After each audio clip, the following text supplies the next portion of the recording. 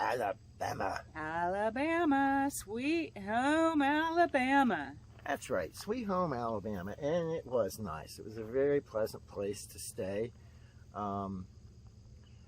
We visited Fort Mitchell, which was very interesting, but sadly, it really is in need of some upkeep. And in talking with one of the employees there, I guess state funding's cut quite a bit. I mean, the poor people's lawn equipment's broken down. They can't even, do the normal maintenance on the park. And so fundraisers and trying to figure out ways to raise money. So, Mr. Governor of Alabama, please consider the state parks that you are responsible for handling. Just a thought. Anyway, we did have a great time there. A lot of interesting information. Sad, but it needs to be known. History is what it is. It had a lot of information on the Trail of Tears and how a lot of the people of the Sioux Nation were, and other nations were moved to Oklahoma and call Oklahoma their home today, although it wasn't at the time. But I really liked Alabama. It was a really nice state. We did a lot there, saw a lot of different things, and it's a very pretty state, yeah. Yep. It's Providence Canyon. Providence Canyon, that was kind of a blast, like, from the past, in as much as it reminded us of the West with the canyon. In a miniature scale. in a much smaller scale, but, and oddly enough, this dramatic landscape is actually the folly of man in poor farming practices, and it's all caused by erosion. Mm-hmm. But now they made a state park out of it, and it's an attraction. And it's very pretty. And it's pretty. Humans. Yeah.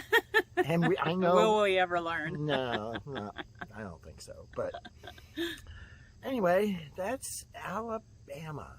So if you're ever Alabama bound, I do not think you will be disappointed, my friends. Thank you so much for tuning in and watching us and our stupid rabbles. Yeah. And if you haven't subscribed already, please consider doing so. We welcome questions and comments and read every single email and everything you send. And thanks so much for all the wonderful comments. To our existing friends out there, a big hello, and all the other subscribers and great people we meet on the road. See ya. Take care.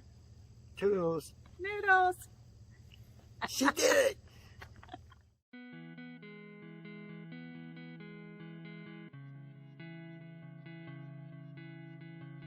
This travel day takes us from Vicksburg, Mississippi to Tuscaloosa, Alabama. We drove part of the Natchez Trace Parkway on our way out of town. We just love the Alabama welcome signs. In Tuscaloosa, we had a beautiful campsite at Deer Lick Creek Campground, which is an Army Corps of Engineers campground. This was the first campground that we had to pay for during this trip, and our reasoning for doing this was partly because free sites were getting very hard to find the further east we got, and we were in need of air conditioning because we were coming into summer and it was getting pretty warm. Again, this campsite was beautiful with the decks overlooking the lake, but there was a catch. Getting into and out of this site was a bit of a struggle. We had to make a 180-degree turn on a narrow driveway to get to and from the site, and the site was on a cul-de-sac, a very small and narrow cul-de-sac. So we actually had to ask our neighbor to move his car so that we were able to get turned around and out of this space when it was time to leave. Our reason for visiting Tuscaloosa was more of a personal one. We wanted to do some genealogy research while we were there, but we did take some time to look at a couple of the historic homes in the city. They do give tours of these homes, but the tour times had already passed by the time we'd finished doing our research that day. Ooh, I wanted to share this with you. Ed makes pretty awesome garlic bread, but he decided to kick it up a notch this time. So this is Italian bread with Ed's special garlic butter on it. And there's a recipe for his garlic butter in one of our other cooking videos. Then he put on provolone cheese, slices of Roma tomatoes, and some Italian seasoning on top. And he bakes this in the oven until it's brown a little and the cheese is melted. This was totally awesome. You've got to try it. Doesn't General look so smart in his daddy's ball cap? We would have liked to stay in the area another day or two, but we were coming up on the weekend and there were just no campsites available anywhere in the vicinity. So this travel day takes us from Tuscaloosa to Eufaula, Alabama. Our campsite was at Bluff Creek Park, another Army Corps of Engineers campground, and we did do a campground review for this campground, so you can see that in the next video. We actually did quite a bit while we were in this area.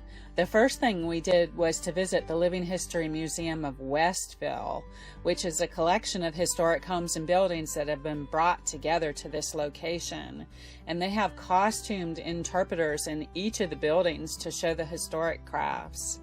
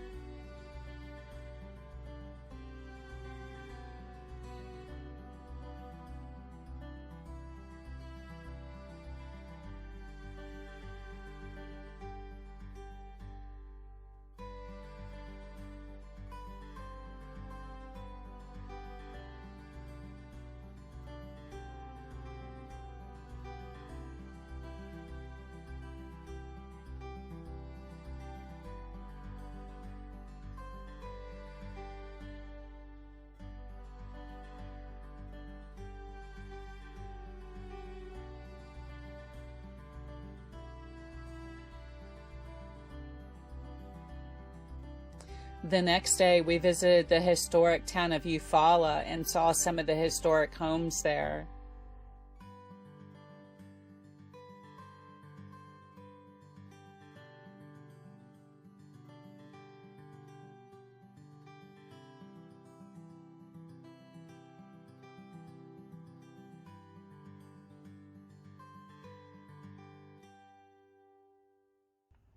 And this beautiful Episcopal church built in the 1830s.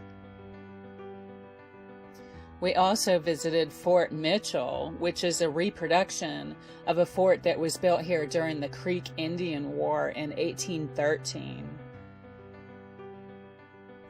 They also have a building dedicated to a collection of antique carriages.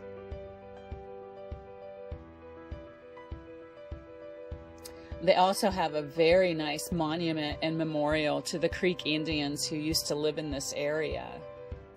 Approximately 1 mile due east of this marker, back down the old federal road, called by frontiersmen and Indians the Three-Notched Trail or the Three-Chopped Way, stood Fort Mitchell, an early 19th century American fort that in 1836 was one of the principal gathering places for the forced removal of the Creek Indians from their homes on the Chattahoochee River to the west, weakened by starvation, defrauded of their lands, and swindled out of most of their possessions thousands of Creeks, including some in chains and shackles, made the forced journey from Alabama to what is now Oklahoma, where many of their descendants now live.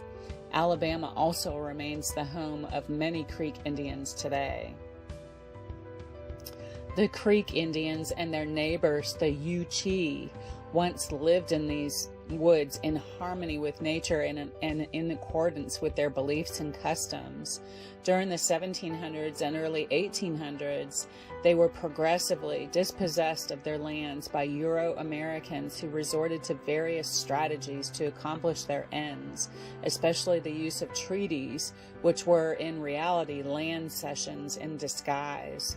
Groups of speculators then used various tricks to further defraud the Indians of their lands, while politicians justified the results under the veil of state rights.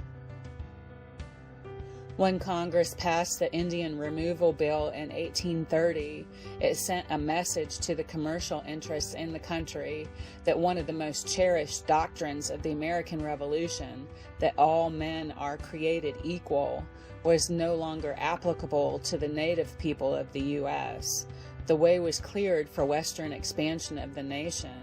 Thereafter, Indian removal, including the Creeks and thousands of other Southern Indians, was only a matter of time. By 1840, the long process largely had been completed, allowing cotton and slavery to become increasingly fixed on the Creeks' ancestral homeland. So sad. Also on this property is an original 1840 log cabin. What was so funny about this to us was they had a sign outside the cabin asking how you would like to live in a home this small. Ed and I both looked at this cabin and said, "Sure, give it to me." To us, this was huge and really a very nice cabin.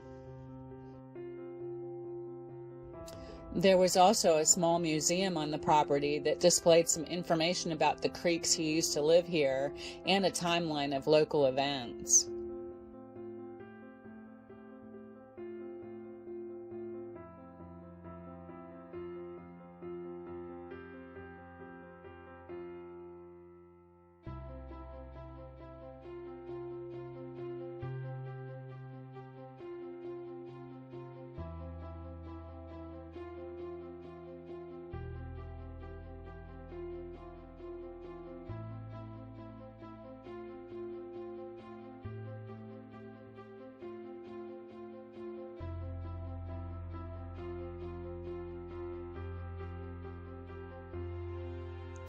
The last place we visited while in the area was Providence Canyon. This was just across the state line in Georgia, and we were super excited about this. It was a chance for us to do some hiking and to see some natural land features. This was a very pretty canyon and an awesome hike.